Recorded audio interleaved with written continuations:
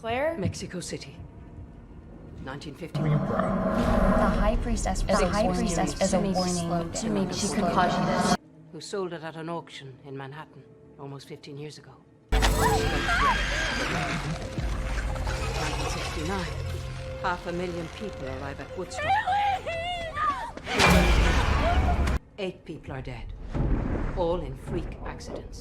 कहानी की शुरुआत होती है एक ग्रुप ऑफ फ्रेंड्स से जो अपनी दोस्त एलिस का बर्थडे सेलिब्रेट करने के लिए एक रेंटेड मैंशन में गैदर होते हैं। मैंशन शहर से काफी दूर होता है क्योंकि सब चाहते हैं कि पार्टी का मजा पूरे मूड में लिया जाए। पार्टी चल रही होती है, सब एंजॉय कर रहे होते हैं, लेकिन तभी ड्रिंक्स खत्म हो जाती है और बस ड्रिंक्स के लिए हंट शुरू हो जाता है। ये सब मिलकर मैंशन के अंदर तलाशी लेने लगते हैं और एक बेसमेंट डोर तक पहुंच जाते हैं जिस पर कीप आउट लिखा होता है। और हम सब जानते हैं कि हॉरर मूवीज में बेसमेंट का मतलब है स्टे अवे, लेकिन एलिस के दोस्तों को ये बात समझ नहीं आती। सबके मना करने के बावजूद वो बेसमेंट के अंदर चले जाते हैं। बेसमेंट के अंदर उन्हें काफी पुरानी और अजीब चीजें मिलती हैं। इन्हीं चीजों के बीच पैक्सटन को एक वुडन बॉक्स मिलता है। जब वो बॉक्स खोलता है तो उसमें हैंडमेड टैरो कार्ड्स मिलते हैं। सबको पता है कि हेली हॉरोस्कोप पढ़ सकती है, इसलिए सब उसे अपना फ्यूचर प्रेडिक्ट करने के लिए कहते हैं। हेली पहले मना करती है और कहती है किसी और के कार्ड से अपना फ्यूचर नहीं देखना चाहिए, लेकिन एलिस इंसिस्ट करती है तो हेली मान जाती है। सबसे पहले नंबर एलिस का होता है क्योंकि आज उसका बर्थडे है। हेली टैरो कार्ड्स को सर्कल शेप में सेट करती है और 12 कार्ड्स के बीच एक सेंटर कार्ड रखती है। एलिस का कार्ड आता है हाई प्रीस्ट। हेली उसे बताती है तुम एक क्यूरियस इंसान हो जो हर चीज को एक्सप्लोर करना चाहती है, लेकिन ये क्यूरियोसिटी तुम्हारे लिए खतरनाक भी बन सकती है। अगला नंबर है मेडेलिन का जिसका कार्ड आता है द हैंग्ड मैन। हेली कहती है टेक्नोलॉजी फेलियर हो सकता है और तुम्हारे डिसीजंस में कंफ्यूजन हो सकती है, ऐसे में कोई काम मत करना। पेज का कार्ड आता है द मैजिशियन। हेली एक्सप्लेन करती है तुम्हारे साथ ऐसा लगेगा कि तुम्हारी आइडेंटिटी 2 पार्ट्स में डिवाइड हो रही है, ये समझना मुश्किल होगा कि तुम्हारा सही मकसद क्या है। पैक्सटन का कार्ड होता है द फूल। हेली कहती है तुम्हें अपने दोस्तों पर भरोसा रखना होगा, अगर तुम समय पर रिएक्ट करोगे तो तुम सबके लिए हेल्प बनोगे।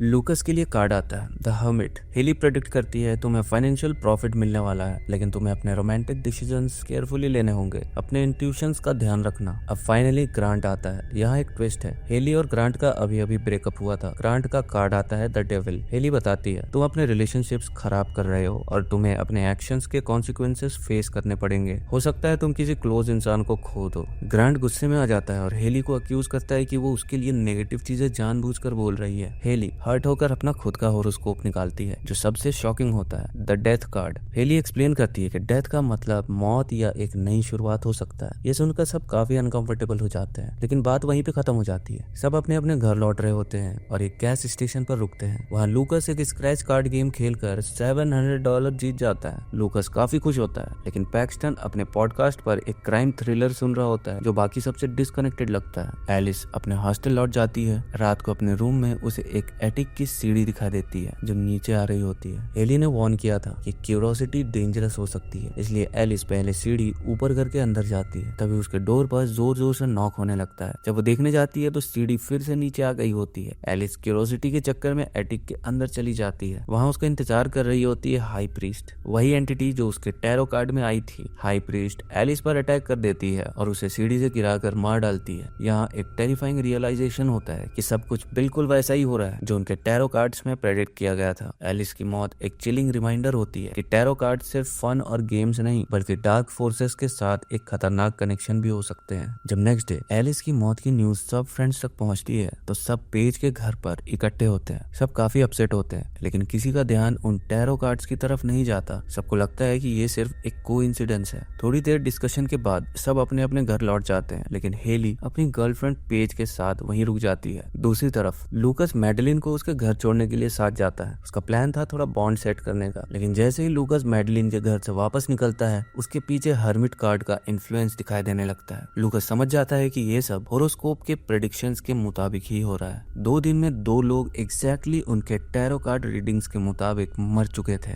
और लूकस को ये बिल्कुल भी कोइंसिडेंस नहीं लगता। पुलिस भी सबकी काउंसलिंग के लिए आती है, लेकिन पैक्सटन उसे ये सब एक सीरियल किलर का काम लगता है। अब सबको लगता है कि ये केस नॉर्मल नहीं है, इसलिए सब मिलकर ऑनलाइन हेल्प ढूंढना शुरू करते हैं। वहीं उनका इंट्रोडक्शन होता है एल्मा से जो टैरो और ऑकल्ट एक्टिविटीज में एक्सपर्ट है। सब उसे कांटेक्ट करने की कोशिश करते हैं, लेकिन ऑनलाइन बात नहीं बन पाती। ये सब डिसाइड करते हैं कि एल्मा के घर जाकर उसे डायरेक्टली मिलेंगे, जैसे टिपिकल हॉरर मूवीज में होता है। एल्मा का घर शहर के बाहर घने जंगल जंगलों के बीच होता है। पहले तो एल्मा इनकी बात सुनने से मना कर देती है, लेकिन जब हेली उसे कार्ड्स की शापित कहानी बताती है तो एल्मा शॉक हो जाती है। हेली बताती है कि उन कार्ड्स ने काफी लोगों की जिंदगी ले ली है। एल्मा कन्फेस करती है कि वो भी कभी इन्हीं कार्ड्स का शिकार हुई थी, लेकिन बच गई क्योंकि उसने अपना फ्यूचर प्रेडिक्ट करने से मना कर दिया था। एल्मा इन्हें 18वीं सेंचुरी की एक डार्क स्टोरी बताती है। एक हंगेरियन किंग जो अपने होने वाले बच्चे का फ्यूचर जानना चाहता था, एक एस्ट्रोलॉजर को अपने महल बुलाता है। एस्ट्रोलॉजर बार बार एक ही प्रेडिक्शन करता है, डेथ। गुस्से में किंग उस एस्ट्रोलॉजर और उसकी बेटी को राज्य से निकाल देता है, लेकिन रानी के डिलीवरी के वक्त जो होने वाला था वो होकर रहता है, माँ और बच्चे की मौत। किंग अपने सोल्जर्स को एस्ट्रोलॉजर और उसकी बेटी को मारने का ऑर्डर देता है। सोल्जर्स एस्ट्रोलॉजर के सामने ही उसकी बेटी को मार देते हैं और एस्ट्रोलॉजर को छोड़ देते हैं, लेकिन मरने से पहले एस्ट्रोलॉजर अपना डार्क रिवेंज लेने के लिए एक डार्क रिचुअल करता है और अपनी आत्मा टैरो कार्ड से जोड़ लेता है। तब से टैरो कार्ड्स एक कर्स बन चुके हैं, जो उनका यूज करता है उसे मौत या दुख का सामना करना पड़ता है। एल्मा बताती है कि हेली और उसके फ्रेंड्स अब कर्स का हिस्सा बन चुके हैं। अगर उन्हें बचना है तो टैरो कार्ड्स को जल्दी से जल्दी डिस्ट्रॉय करना होगा। सब एल्मा के साथ उस मैंशन की तरफ निकलते हैं। बीच रास्ते में एक ब्रिज के ऊपर उनकी कार अचानक बंद हो जाती है। लूकस याद करता है कि मैडेलिन के कार्ड में टेक्नोलॉजी फेलियर प्रेडिक्ट किया गया था। गुस्से और कंफ्यूजन में मैडेलिन पैनिक करके कार से निकलकर ब्रिज के ऊपर भागती है। तभी हैंग्ड मैन आता है और मैडेलिन को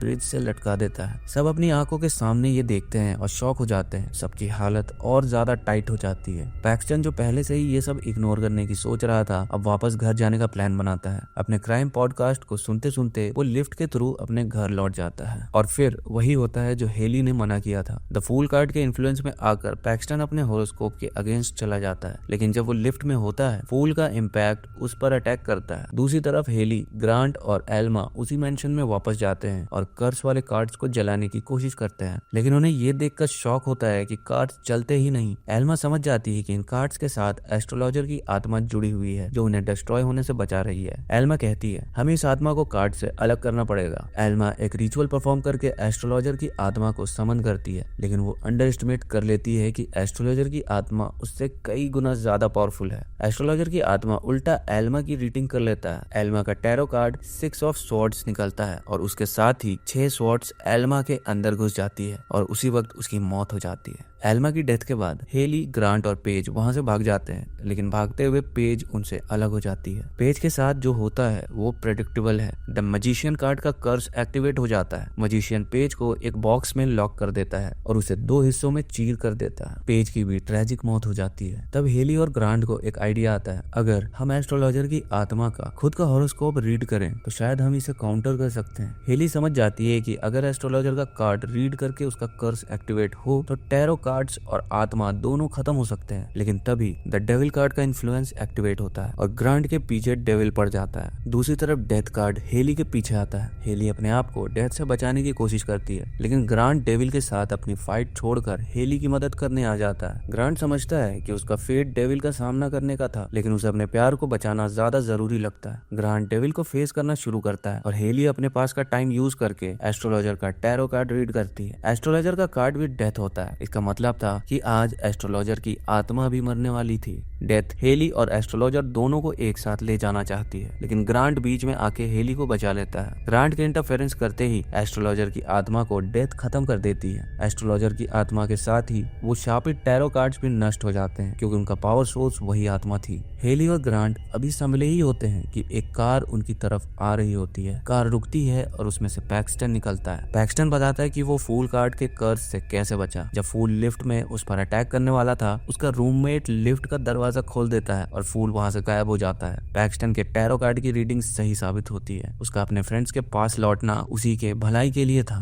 कहानी यही खत्म होती है, लेकिन एक स्ट्रॉन्ग मैसेज के साथ। किसी भी अनजान जगह पर अनजान चीजों के साथ छेड़छाड़ मत करो, ये जानलेवा हो सकती है। इस मैसेज के साथ एक और इंटेंस और सस्पेंसफुल स्टोरी का दी एंड होता है। अगर आपको ये एक्सप्लेनेशन पसंद आई हो तो लाइक, शेयर और सब्सक्राइब जरूर करें और अपने थॉट्स हमें कमेंट्स में जरूर बताएं।